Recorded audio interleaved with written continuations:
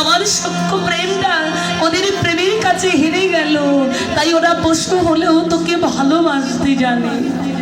এই কথাটা যখন বলল শ্রীরাম শুনতে পেলেন আজকের গীতকর্তা করজোর করে তোর থেকে বলছে, ভাই শ্রীরাম, করজোর করি ভাই, তুই যতবার বদন দিয়ে পশু কথাটা উচ্চারণ করছিস আমার হৃদয় বিদরিয়ে যাচ্ছে। তুই কাকে পশু বলছিস?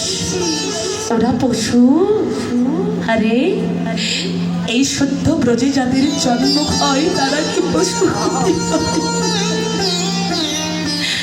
যে ব্রজে জন্মগ্রহণ করে সদা সর্বক্ষণ নিরন্তর যারা গোবিন্দের সঙ্গ লাভ করে তারা কি পশু হতে পারে?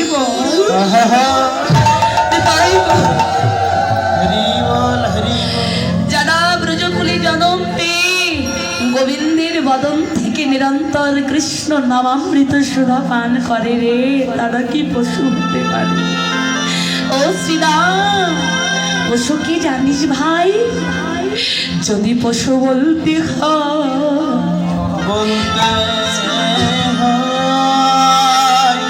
পশু বলিতে হয়তো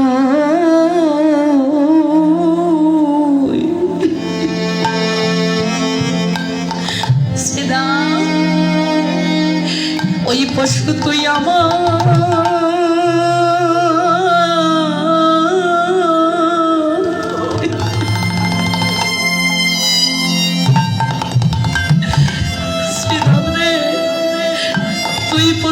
আমায় বল শ্রীরামের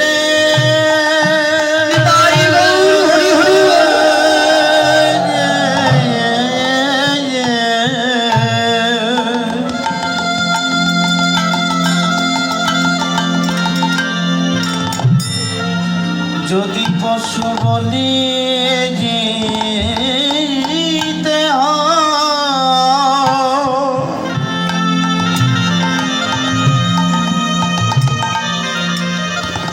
তুই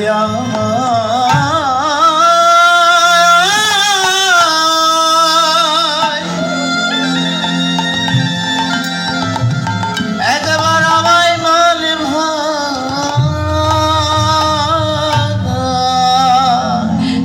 শ্রীরাম মানুষ হইয়া একদিন বদনে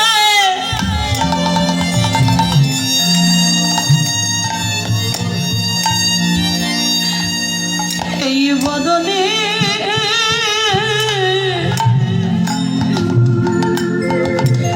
আমি কৃষ্ণ বলে কাঁদি নাই রে।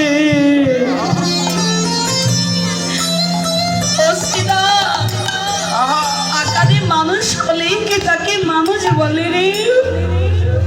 জগতে পশু বলিতে হয়তো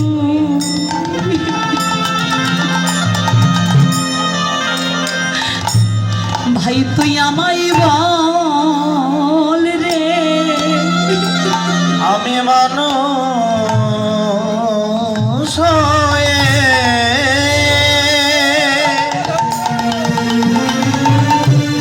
আমি মানুষ হয়ে বদনে হা কৃষ্ণ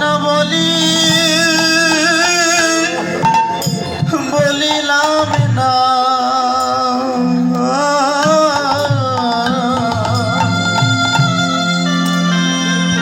যদি পশু বলিতে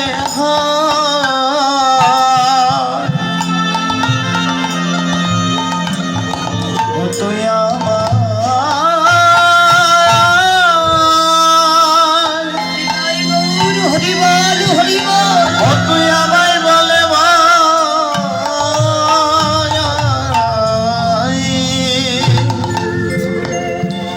মানুষ হয়ে জন্ম নিয়েছি